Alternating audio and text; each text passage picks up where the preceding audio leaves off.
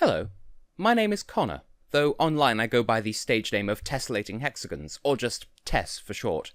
Now, long-time viewers of mine might wonder why I'm starting this video so formally, when usually for my analyses and video essays I like to open with a light-hearted joke of some kind relevant to the topic at hand. Well, today we have a special guest in the audience, or so I would like to believe anyway. Not only is this the next in my series of Eurovision video essays, it's also an open letter in which I intend, in no uncertain terms, to call out the BBC and the people of Britain for their repeated failures to step up and show Eurovision the respect it deserves. But why should you listen to me, you may well ask? Why indeed? Because I have been studying the contest in depth for years. I have been dedicating my time to creating videos like this and other reviews for years so the general public can digest my findings with ease. Because, just like the rest of Europe, and just unlike you, I actually care. Oh, but it's only Eurovision! Calm down, you might well intone in a disgustingly patronising way. You might decide that I must just be just another obsessive fan, or shout out some obscene slur that calls my sexuality into question despite it being completely irrelevant to the subject at hand. In that case, I defy you to sit down, shut up, and hear me out in full. You might just learn something. So let's begin.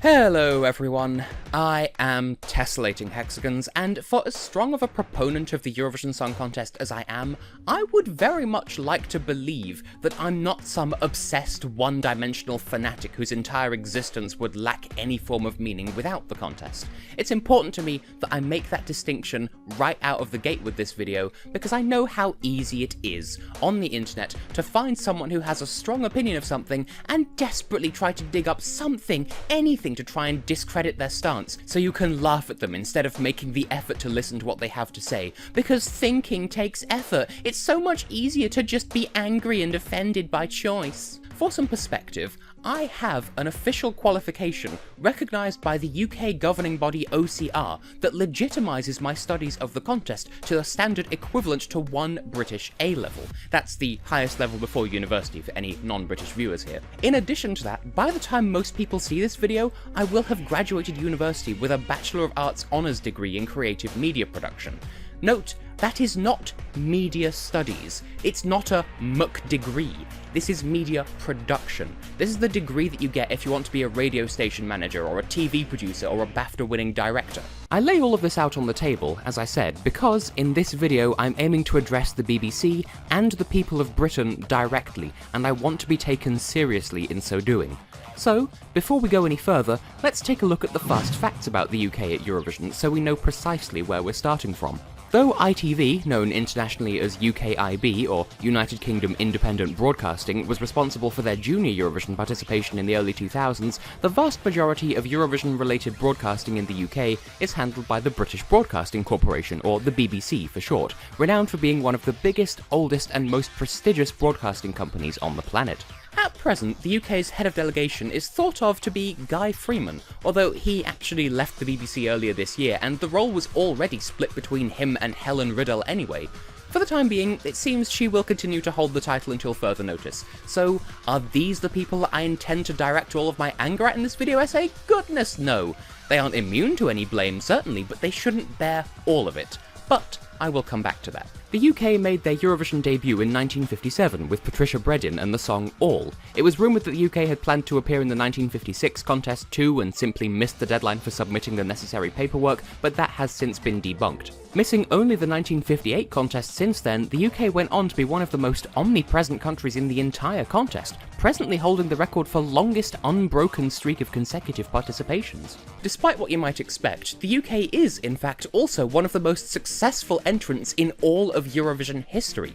That isn't the deluded ramblings of some desperate fanboy, and that isn't the barefaced propaganda of a Eurovision proponent. That's raw fact. the United Kingdom has won 5 editions of the contest, with the highest scoring of those being Katrina and the Waves with Love Shine a Light, earning 227 points in 1997 and holding the record for more than a decade and a half for the highest percentage of 12-point units received in a single contest. On top of that, the UK has also placed second 15 times and third a further 3 times.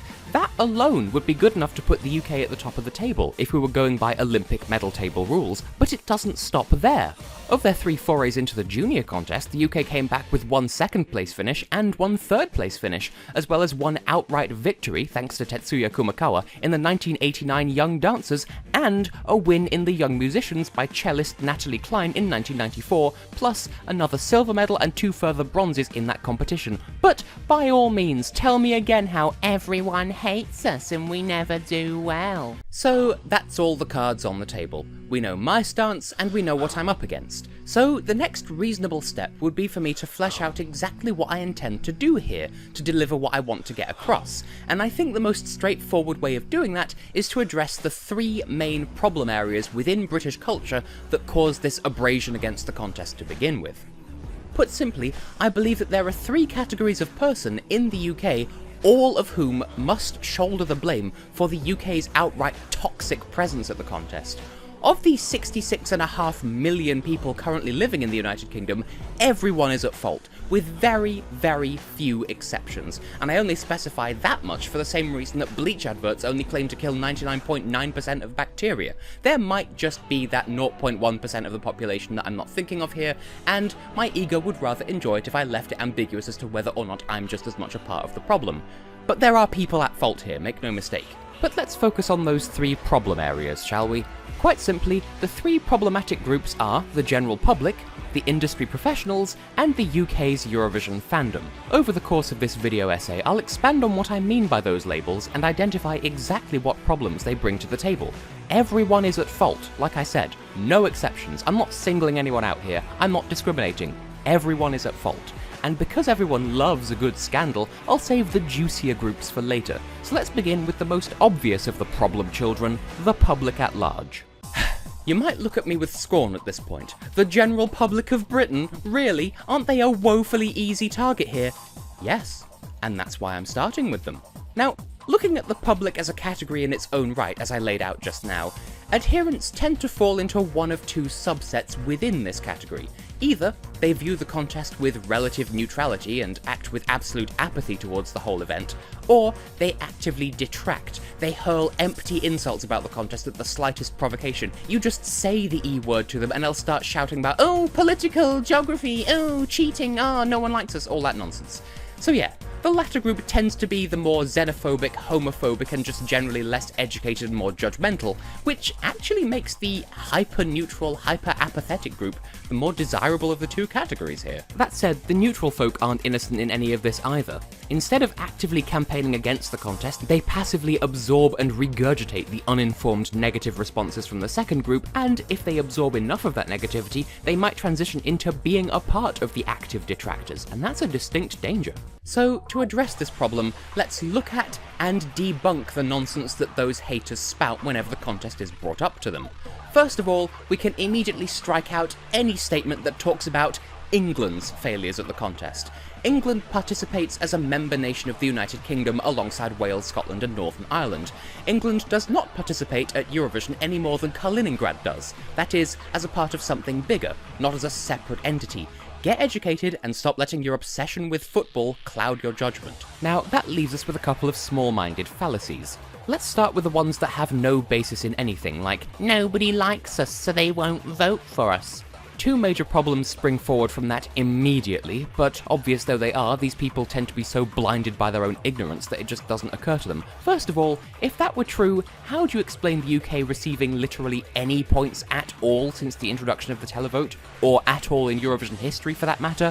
Hell, even the most recent voting system clearly demonstrates that the public are giving the UK points. People are picking up the phone for the United Kingdom. In 2018, the British entry received 48 points altogether, more than half of which came from the public. In 2017, 111 points, including a perfect 12 from Australia's jury. In 2016, another 12, this time from Malta. Reality check, the UK has only ever finished last 3 times. 3 times. Out of 61 attempts as of the most recent contest. That constitutes a failure rate of less than 5%. So control your saltiness. And the other offshoot of that nobody likes us fallacy. Literally nobody votes like that anyway. I mean, seriously, when was the last time you watched the contest, heard a song and thought, ooh, I really like this song, I'll vote for it. Oh no, wait, it's so-and-so country, can't vote for them, they're silly. It just doesn't happen. Granted, there are 1 or 2 countries that have been rumoured to closely monitor their televotes on behalf of their governments, so some of their residents might be scared to vote out of line, but the UK is absolutely not affected by that whatsoever. So, comparing Britain to the likes of Crimea, or Nagorno-Karabakh, or anywhere else afflicted by such tensions is not only false equivalency, but also outright disrespectful to the people whose lives are affected by those tensions. The other main issue that detractors bring up is the idea of bloc voting, wherein neighbouring countries appear to vote for their friends. This is more of a pessimistic misinterpretation of the facts, in much the same way that people don't stop themselves for voting for a song that they like out of hating the country sending it, people also don't force themselves to vote for a song that they hate just because a neighbouring country sent it. Naturally, this is something the UK is predisposed to fail to understand, having as it does only one land border and that being with the Republic of Ireland.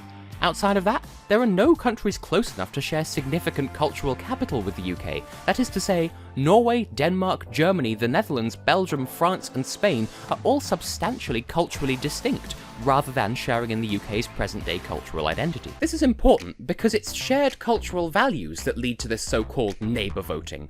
Sweden, Norway and Denmark, for example, appear to share points because, thanks to the land border between Sweden and Norway, the short distance between those two and Denmark, as well as their long history as allies, they have substantial shared societal values, culminating in their having very similar music scenes today.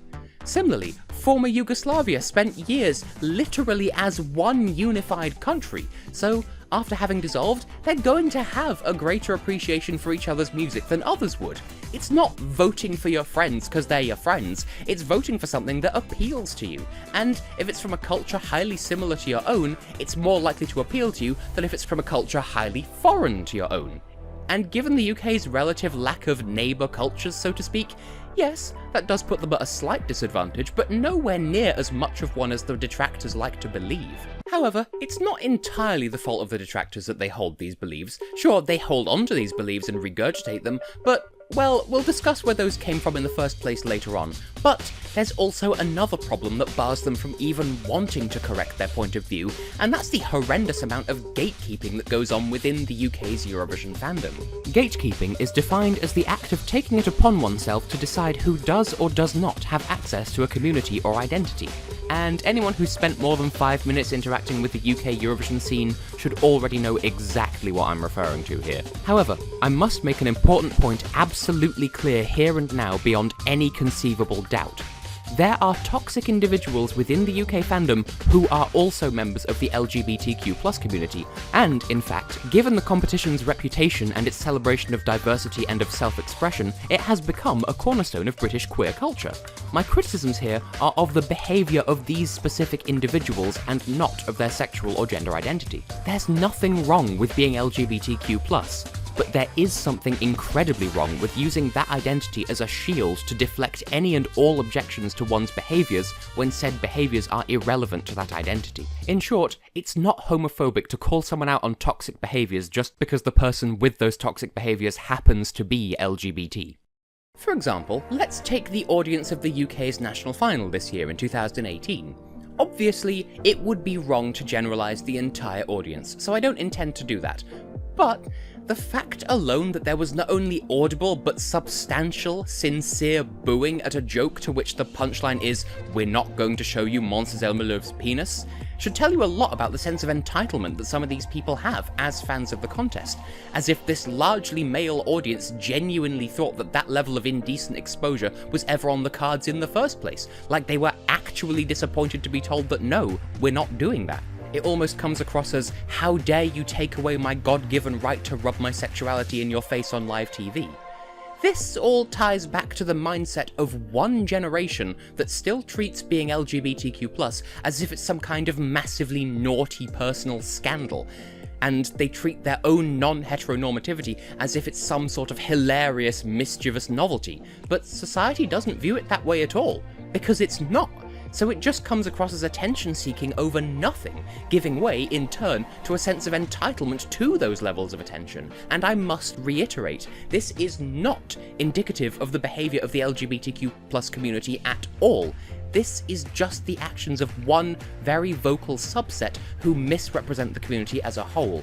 Please understand that that's what I'm saying here. As I said, in any case, the contest and its related events have become an important fixture in the UK's LGBTQ+ heritage, and there's nothing wrong with that. However, in the UK more than any other country, it seems that that notion supersedes any other status that the contest occupies. In Sweden, for instance, the contest is considered to be a family show for everyone, regardless of your walk of life, and the audiences present for the Melodifestivalen shows prove that, with people of all ages and all genders present in all configurations of family, or just as friends, by themselves. There is every combination of living in that audience. And honestly, this is true of almost every other country in the contest anyway, it's just that the size of Melfest's audiences make for the best means of comparing here. And the point I'm getting at is simply this. Most countries treat the contest as being for gay people, for straight people, for anyone else, for everyone. In the UK, meanwhile, that definition, as far as the public are concerned, seems to just stop at for gay people. And once again, I do need to choose my words carefully here. The UK Eurovision fandom is not 100% gay, or even 100% LGBTQ+, and the UK LGBTQ+ scene is not 100% Eurovision fans. Similarly, the gatekeeping fans are not representative of either group in any way. With that in mind, there's an essence of prohibitivity surrounding the contest's image in the UK, and, in all fairness, it is a two-way street. On one side, detractors refuse to give the contest a fair chance because it's just a gay thing, it can't be for me. On the other, there are people, and again, they are not representative of the entire LGBT community, not by a long shot, they just happen to be of the community, that's just coincidence, who seem as though they aim to make Eurovision a pride event. I've reiterated several times at this point, there is nothing wrong with celebrating diversity at the contest, that's fine, that's good, that's the goal.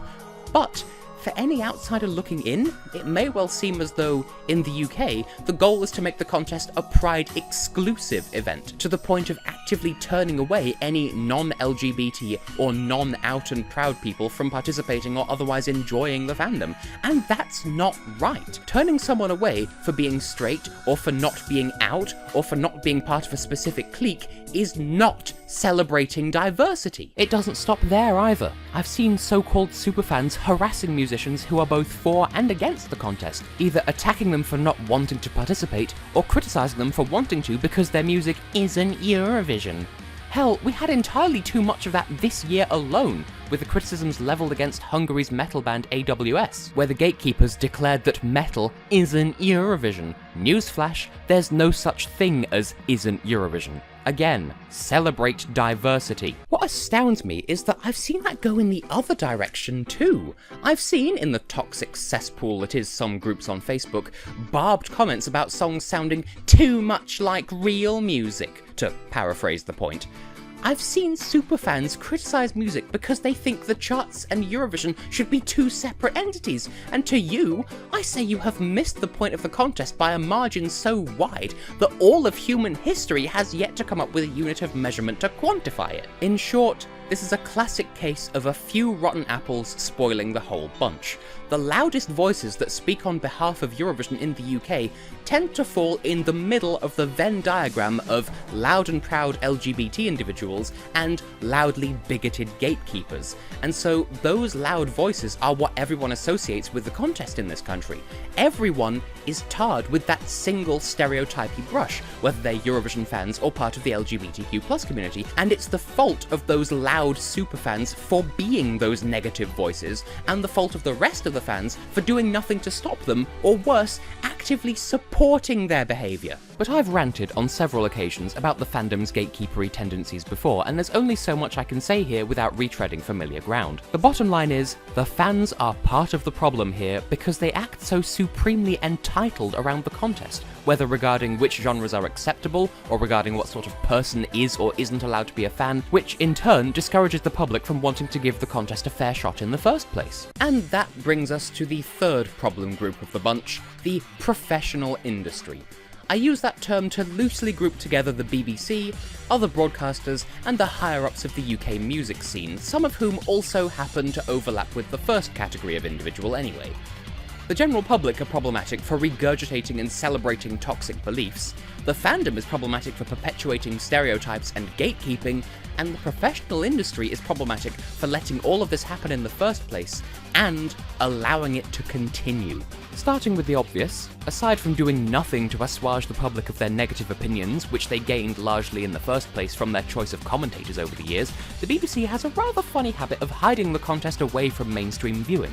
Sure, the final is shown on BBC One, but the advertising it gets is minimal and cursory at best, making a limp motion to appeal to the contest's existing fans and doing little to excite the general public. It's always presented as, ooh, it's that time of year again where we laugh at how kitsch the funny foreigners are, and that's just downright unacceptable. And it doesn't end there. Sure, we should be happy that the BBC has brought back a national final of sorts for the UK, and don't get me wrong, it's good that they're making that much of an effort, please don't take that away from us. But, by that same token, why the hell is it buried away on BBC 4? For some context, that's a channel where, traditionally, boring adult stuff is put, and most people, especially most people my age, don't even know the channel exists in the first place. Add that to broadcasting the national final show on a Wednesday for some reason, and it should come as no surprise that You Decide this year was only watched by 900,000 people, down from the 1.26 million of the previous year when it was shown on a Friday on BBC 2. And even then, that was on minimal advertising.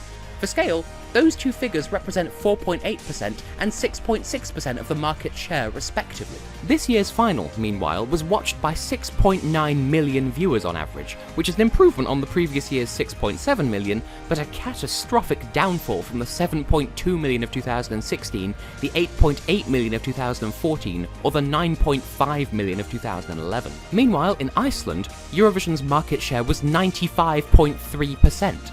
This coming from a country that came last in its semi-final this year, which is its worst result in its entire history, coming as the fourth consecutive year of non-qualification from a country with a just under 50% failure rate at qualifying at all. So, if I may bring up the whole Olympic medal table analogy again, and how the UK is anywhere between amongst the most successful and the most successful competitor outright, why are the viewing figures so sluggish? Which flows quite nicely into my next point. Not just the BBC, but every major broadcaster in the UK funnels a ridiculous amount of effort into promoting and advertising major sporting events, especially the FIFA World Cup. I'm not saying they can't pour that much talent and time and money into making elaborate promotional materials for that, and striking lucrative advertising deals, you know the ones, buy a stupidly large TV and a 42-pack of beer just for the World Cup. But why doesn't Eurovision get the same treatment? If anything, you would get more out of watching Eurovision on an HD 4K OLED screen, or whatever, than a random rectangle of grass with a bunch of sweaty men on it. And besides, promoting football seems to require crazy editing techniques and wild music and excessive special effects. Eurovision comes with that as standard. Why the disconnect here? And that's the other thing that embitters me on this front. Aside from the idea that everyone likes at least one kind of music, whereas once you've seen one football match you've basically seen them all, we come back to that nonsensical, everyone hates us, we never do well excuse. As I said before, Sandy, Lulu, the Brotherhood of Man, Bucks Fizz, Katrina, Tetsuya and Natalie all beg to differ, especially in the face of England's one solitary World Cup win in the dim and distant year of 1966. And before I wrap things up, I do also want to call out the UK music industry on their failings too. Granted, the broadcasters aren't exactly doing much to build their confidence, but it seems like the prevailing attitude amongst most current big-name UK artists is one of, second place is the first of the losers, Eurovision is career suicide if you don't win. No, it isn't. It really isn't. There is no sugar-coated way of saying that. That is wrong. Some armchair critic once tried to defend that stance to me by saying, well, if you were an international megastar and you lost out to a wailing Bulgarian milkmaid, that means your career is over. No. It just means that the Bulgarian delegation sent a better song that's more in tune with what Europe and Australia wants to hear that year. And funny they should have used Bulgaria as an example, because Bulgaria absolutely has the right idea. Hey, BBC, if you need inspiration, go and ask Bulgaria for help. They are doing it a damn sight better than you are at the moment. Don't mess up the choice of song, and you'll have nothing to worry about. The bottom line is, Europe doesn't care that you're representing the mighty United Kingdom. They don't care about the UK's history or whatever. If you don't demonstrate why they should care, if you don't show evidence of the strength of the music industry, rather than just saying, oh, we have a strong music industry, trust us, if you don't prove that, then no, you don't deserve 3 points. You have to earn it like everyone else. You're not special, you're just a nation of spoilt brats at the moment. And you know what, industry professionals? Maybe if you treated the contest with the respect it deserves and got the public on board, maybe you would actually have some positive results to show for it in response. Maybe it would be a positive vicious cycle. Did that ever occur to you? Now, make no mistake here. My intentions with this video are not to make enemies, or to burn bridges, or to discredit the BBC in absolute, or anything like that. No indeed, I want the UK to recognise its mistakes, learn from them, grow past them, and change. Would I like to be a direct and contributing factor in making that change? Sure, if the opportunity were offered to me. But that doesn't strip me of the right to be angry in the here and now, and my being angry in the here and now does not make anything I've said any less valid. But the first step towards fixing a problem is recognising that you have a problem, and United Kingdom, yes, you have a problem. You've created for yourself a vicious cycle of hatred and xenophobia that prevents you from moving forwards, that seriously damages your credibility, and worst of all, that legitimizes and celebrates bullying and discrimination. If that isn't a problem by your definition, I would love to hear what is. As things currently stand, the only way I can conclude is to reiterate that there is no one single group in Britain that's at fault for all of this. No. It's the fault of the superfans who hoard the contest to themselves and their sexuality has nothing to do with that. It's the fault of the public for wallowing in the country's failures because they're too lazy to educate themselves. And it's the fault of the national broadcaster and the industry professionals for allowing this to pervade. And, in absolute bluntness, that's disgusting. So, United Kingdom, the ball's in your court. Sort yourself out. I, meanwhile, wish to offer a round of thanks to the lovely people who believe in me and my legitimacy enough to have supported this video on patreon.com/tesshex. I'll keep this plug brief, but there are people who paid to see this video, and they deserve recognition here. If you want to join the campaign, assuming I haven't offended you because you can't be bothered to come up with a better counterpoint than, oh, well, you're just an arrogant snob, what do you know? Despite everything I've said over the past 20, 30-something minutes, then you can support me for as little as $1 per video, and there are perks for doing so. I treat my fee payers with the respect they deserve, and I'm totally not wording that in a deliberately duplicitous way. Anyway, as I've said, I'm not trying to engender disrespect or whatever, nor am I trying to burn bridges here.